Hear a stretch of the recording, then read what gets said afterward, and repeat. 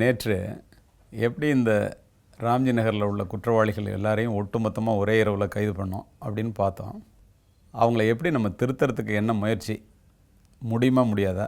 அவங்க வெளியில் வராமல் ஜெயிலுக்குள்ளே வைக்கிறது தான் போலீஸோட வேலை. அதையும் மீறி ஒரு படி மேலே போய் அவங்கள எதாவது திருத்தறதுக்கு வாய்ப்பு இருக்கா அப்படின்னு ஒரு முயற்சி செஞ்சோம்.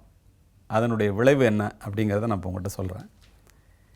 100 பேரையும் உள்ளே அடைச்சது தமிழ்நாடு பூரா ஒரே பெரிய பரபரப்பாகி போச்சு. இந்த குற்றவாளிகள் உள்ளே இருக்காங்கங்கிறத ஒவ்வொரு மாநிலத்துக்கும் சம்மந்தப்பட்டவங்களுக்கு கொடுத்தோன்னா ஒவ்வொரு மாநிலத்திலிருந்தும் போலீஸ்காரங்க ஒரே நாளில் வர ஆரம்பிச்சிட்டாங்க. எல்லாருக்கும் கேஸ் இருக்குது. அவங்க போலீஸ் கஸ்டடி எடுத்து ரெக்கவரி பண்ணுற வேலையை அவங்க ஒரு பக்கம் பார்த்துட்ருக்காங்க. இவங்களுக்கு நிறைய அட்வொகேட்ஸ் இருக்காங்க இல்லையா? அதனால் அவங்களுடைய கடமை, அவங்களுடைய தொழில் தர்மம். அவங்க இவங்களை ஜாமீனில் எடுக்கிறதுக்கு ஒரு 10 அட்வொகேட்டு ஒரே நாளில் போய் பெயில் அப்ளை பண்ணுறாங்க. இது உடனே பெயிலில் போயிட்டாங்க அப்படின்னா நம்ம எதுவுமே பண்ண முடியாது.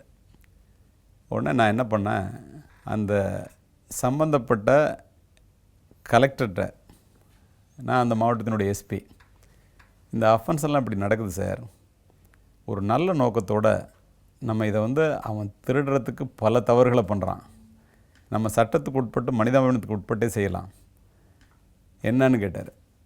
அவன் திருடினது எப்படி திருடியிருக்காங்கிறத நீங்கள் கொஞ்சம் பார்க்கணும் அப்படின்னு சொன்னேன். அது ஏன் நம்ம ஜட்ஜோடு சேர்ந்து பார்ப்போமே அப்படின்னு சொன்னார். அதை கோர்ட்டில் ப்ரொடியூஸ் பண்ணியிருக்கோம். 3 பேர் உட்காந்து ஒரு நாள் அதை போட்டு பார்த்தோம். கலெக்டரும் ஜட்ஜும் அசந்து போயிட்டாங்க. என்னங்க இப்படி திருடுறான் அப்படின்ட்டு. இவ்வளோ பேர் இருக்கான், அவன் கொஞ்சம் கூட சந்தேகமே வரலையே அப்படின்னு. இப்படி திருடினவங்க தான் சார் ஜெயிலில் இருக்காங்க, அவங்களுக்கு தான் உங்களுக்கு பெயில் அப்ளை பண்ணுறாங்க அப்படின்னு சொல்லி நான் சொன்னேன். அவர் மனிதர் தானே.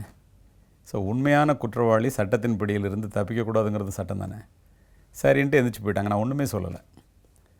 அடுத்த நாள் பெயில் போட்டாங்க, பெயில் ரிஜெக்டடு. 15 நாள் கழிச்சு பெயில் போட்டாங்க, பெயில் ரிஜெக்டடு. நான் கூட அட்வொகேட்ஸ் எல்லாம் என் மேலே ரொம்ப வருத்தமாக இருப்பாங்க அப்படின்னா, அவங்களும் மனிதர்கள் தானே. எங்களுக்கு இதில் ஒன்றும் ஆட்சேபம் இல்லை சார், ஒவ்வொரு தடவை பெயிலுக்கு வரும்போது அவன் பணம் தர்றான், அதனால் எக்ஸ்டெண்ட் ஆனால் எங்களுக்கு ஒன்றும் அதில் ஒன்றும் வருத்தம் இல்லை சார் அப்படின்னாங்க. ரொம்ப நல்லதாக போச்சுன்னா, ஏசியில் இருந்தவன் ட்ரெயினில் போய் கொள்ளையடிச்சிட்டு இருந்துட்டு ஏசி கம்பார்ட்மெண்ட்டில் ட்ராவல் பண்ணவன், அதுக்கப்புறம் ஃப்ளைட்டில் போய் கொள்ளையடிக்க ஆரம்பித்தவன், எல்லோரும் 10க்கு 10 அடி ரூமில் மாதக்கணக்காக இருக்கிற சூழ்நிலை வந்துடுச்சு. இவங்க ஃபோட்டோஸ் பூரா வெளியில் வந்துடுச்சு. இவர்களுடைய பிள்ளைகளே என்ஜினியரிங் படிக்கிறவங்க, டாக்டர் படிக்கிறவங்க, தான் அப்பா திருடுறவர்னு தெரியாது. அவங்களாம் ஷாக் ஆகிட்டாங்க. குடும்பத்தில் பெரிய பிரச்சனைகள் வர ஆரம்பிச்சிருச்சு. குடும்பமாக போய் ஜெயிலில் பார்த்து, எதுக்கு இப்படி ஒரு கேவலம், அடுத்த ஜெனரேஷன் இப்படி ஆகுதே அப்படின்னு சொல்லி எல்லோரும் ஆட ஆரம்பித்தாங்க. உள்ளே இருக்கிற குற்றவாளிகளும் மனிதர்கள் தானே. சரி, வக்கீல் வச்சோ சட்டத்தின் முடியாமல் உடனே பெயிலில் வர்றதுக்கு வாய்ப்பு இல்லாமல் பண்ணிட்டார் அவர். இவரை பார்த்து பேசணும்னு சொல்லி என்னை பார்த்து, அப்போ இருந்த ஜெயில் சூப்பரண்ட் ஒருத்தர் முருகேசன் இருந்தார், அவர்கிட்ட சொல்லி நாங்கள் எல்லோரும் எஸ்பியை பார்க்கணுன்னு நினைக்கிறோம் அப்படின்னோடனே ஹீ இன்ஃபார்ம்டு மீ. அவர் ஒரு நல்ல எண்ணத்தோடு ஏதாவது திருத்தறதுக்கு வழி இருக்கான்ட்டு கலெக்டர்கிட்ட போய் பார்த்துட்டு, இது மாதிரி பார்க்கணுன்னு சொல்கிறாங்க சார், நான் பார்த்து பேசலான்னு நினைக்கிறேன்னு ட்ரைனார். அவர் அங்கே போய் ஒரு ரூமில் எல்லாரையும் ஒன்றா உட்கார வச்சு நானே ஜெயிலுக்குள்ளே போய் நான் அவங்ககிட்ட ஒரு 10 நிமிஷம் பேசினேன். இதெல்லாம் ஆன் ரெக்கார்டு. அப்போ பேசும்போது, உங்கள் தலைமுறையில் தான் நீங்கள் திருடர்கள் ஆகிட்டீங்க, அடுத்த தலைமுறையாவது திருட்டு தொழிலில் இல்லை படித்தவங்களாக இருக்காங்க அப்படின்னு அவங்களுக்கு ஒரு களங்கம் இல்லாமல் பிள்ளைங்கள வளர்க்க பாருங்கள். சார், நாங்கள் பேங்க் பணத்தை தானே சார் கொள்ளையடிக்கிறோம், ஏன் சார் எங்களை இந்த பாடுபடுத்துறீங்க அப்படின்னு ஒருத்தன் கேட்டான்.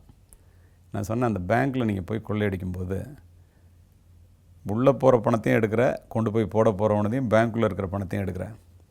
ஆப்ரேஷனுக்கு பணம் வச்சுருந்து அந்த பணத்தை நீ கொள்ளையடித்ததுனால இறந்து போனவர்களை எனக்கு தெரியும், ஆப்ரேஷன் பண்ண முடியாமல். கல்யாணத்துக்கு தன்னுடைய பொண்ணுக்காக பணம் கொண்டு போய் போட போய் அந்த பணத்தை நீ எடுத்ததுனால கல்யாணமே நின்று போனது எனக்கு தெரியும். அதே மாதிரி வங்கியில் இருக்கிற பணம் பூரா ஏழை எளிய மக்களுடைய வரி பணம்.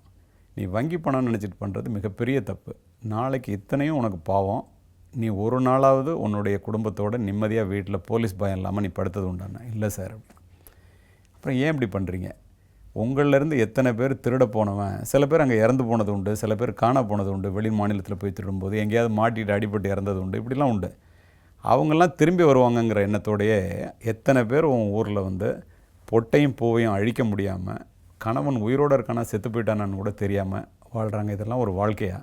ஆப்ரஹாம் லிங்கன் சொல்லுவார், உழைப்பின் மூலமாக வருகின்ற $1 உழைப்பு இல்லாமல் வருகின்ற $1000 விட உயர்ந்தது என்பதை என்னுடைய மகளுக்கு சொல்லித்தாருங்கள்னு சொல்லி அவருடைய தலைமை ஆசிரியருக்கு கடிதம் எழுதினாருன்னு படிப்போம். அந்த கடிதத்தை படிச்சிருக்கேன் நான்.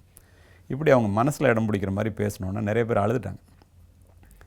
இப்போ நாங்கள் என்ன சார் தான் பண்ணுறது, 50 வருஷமாக இதை தவிர எங்களுக்கு வேறு வேலையே தெரியாது சார், வேறு தொழிலே தெரியாது சார்ன்ட்டு.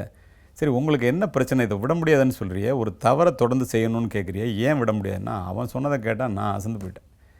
என்ன சொன்னாங்கன்னா, சார் நாங்கள் வெளிநாட்டில் போயாவது பொழைச்சிக்கலான்னு சொல்லி பாஸ்போர்ட் கேட்டால் ராம்ஜி நகர்னு பேரை பார்த்தோன்னே நீங்கள் வந்து ஆன்டிசிடென்ட்ஸ் வெரிஃபை பண்ணி அது தப்பாக இருக்குது வேண்டான்னு சொல்லி எழுதிடுறீங்க, எங்களால் வெளிநாடு போக முடியாது. நாங்கள் திருமணம் பண்ணணும்னா வெளியில் போய் பொண்ணு எடுக்க முடியல அல்லது மாப்பிள்ளை எடுக்க முடியல, கேட்டால் ராம்ஜி நகர்னால் திருடன்னு கொடுக்க மாட்டேங்கிறான். 3வது, நாங்கள் வந்து வேறு எந்த தொழிலும் எங்களுக்கு தெரியாது. சும்மா நாங்கள் வந்து திருடாதவனெல்லாம் சும்மா நாங்கள் திருட வேண்டான்னு வீட்டில் இருந்தால் கூட போலீஸ் பூரா எங்களை தான் விரட்டுறாங்க. இப்படி இன்னோசென்ட்டை வந்து கேஸ் போடுறது தொடருது. இதெல்லாம் இல்லாமல் இருந்துச்சுன்னா நீங்கள் சொல்கிறத நாங்கள் கேட்குறோம், எங்களை முதல்ல வெளியில் விடுறதுக்கு பெயிலில் விடுறதுக்கு வழி பண்ணுங்கன்னு. சரின்னு சொல்லிவிட்டு நம்ம என்ன பண்ணலான்னு யோசிச்சுட்டு நான் வந்து கலெக்டர்கிட்ட பேசினேன். அந்த நேரத்தில் கலெக்டர் எஸ்பி மாநாடு வந்துச்சு. ஒவ்வொரு வருஷத்துக்கு ஒரு தடவை நடக்கும் கலெக்டர்ஸ் கான்ஃபரன்ஸ். அங்கே வரும்போது இந்த விஷயத்தை நீங்கள் பேசுங்கன்னு சொல்லி அப்போ இருந்த உயரதிகாரிகள் என்னை பர்மிட் பண்ணி முதலமைச்சர் கூட்டத்தில் கலெக்டரும் நானும் இருந்து நான் தான் எந்திரிச்சு ரெப்ரசன்ட் பண்ணேன்.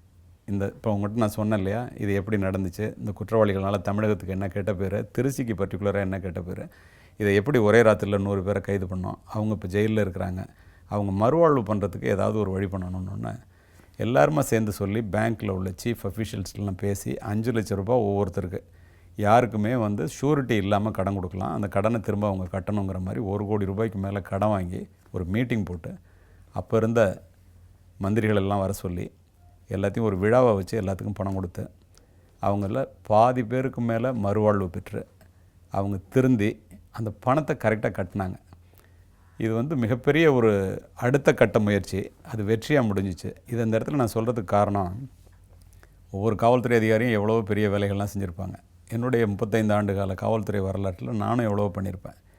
ஆனால் நான் ரிட்டையர்ட் ஆகிற அன்னைக்கு பிரிவு உபச்சார விழாலாம் முடிந்து காவல்துறை அணிவகுப்பு மரியாதைலாம் ஏற்ற பிறகு அந்த கிராமத்துலேருந்து வந்து என்னை அந்த கிராமத்துக்கு கூப்பிட்டாங்க. எனக்கு ஒரே ஆச்சரியம். நாங்கள் போன பெண்கள்லாம் ஆரத்தி எடுத்து ஒரு பெரிய மீட்டிங் ஏற்பாடு பண்ணி என்னை பேச சொல்லி நான் ஒரு உணர்வுபூர்வமாக ஒரு 10 நிமிஷம் பேசிட்டு ஒரு கனத்த இதயத்தோட நம்மளால் ஏதோ ஒரு காவல் பணியில் ஒரு வித்தியாசமாக ஒன்று செய்ய முடிஞ்சுச்சு, எல்லாருமே திருந்தலைன்னாலும் பாதி பேராவது திருந்துறதுக்கு நம்ம ஒரு வாய்ப்பாக இருந்தோம், அவங்களுடைய வாழ்க்கையில் ஒளியேற்ற முடிஞ்சிச்சு அப்படிங்கிற ஒரு எண்ணம் இன்றைய வரைக்கும் எனக்கு மனசில் வந்து அழியாத ஒரு நல்ல எண்ணமாக இருக்குது. அவர்களும் படிப்புன்னா வேலைன்னா இன்னமும் என்னை வந்து நாங்கள் திருந்தினோம் சார், நல்லா இருக்கிறோம், இந்த காலேஜில் சீட்டு வாங்கி கொடுங்க அல்லது இந்த வேலையை வாங்கி கொடுங்க அப்படின்னு கேட்குற அளவில் அவங்க என்னோட தொடர்பில் இருக்காங்க. பெரும்பாலும் அந்த கிராமத்தை பொறுத்த வரைக்கும் நல்லவர்களாக இருக்கிறவங்களுடைய எண்ணிக்கை இன்றைக்கி அதிகமாக இருக்குது. இதுதான் உண்மை.